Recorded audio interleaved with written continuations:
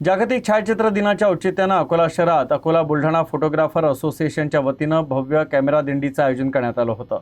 विशेष म्हणजे जुन्या आणि विंटेज बॉक्स कॅमेऱ्यांची पालखीतून दिंडी काढण्यात आली। अकोला शहराचा आराध्य दैवत राजराजेश्वर मंदिराजवळून या कॅमेरा दिंडीला सुरुवात झाली।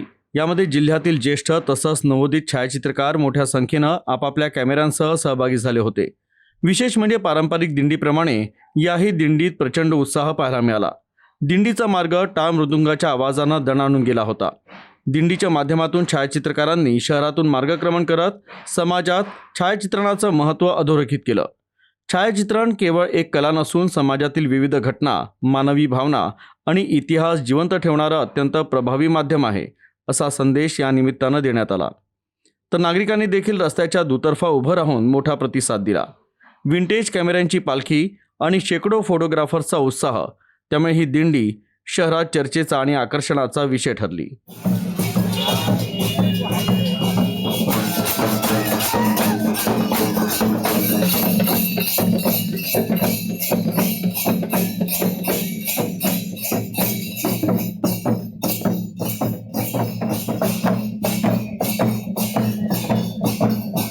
अकोला बुलढाणा जिल्हा फोटोग्राफर असोसिएशनतर्फे गेली 5 वर्ष झाले, म्हणजे 5वं वर्ष आहे, एक कॅमेरा दिंडीचा एक अभिनव उपक्रम आम्ही राबवत असतो।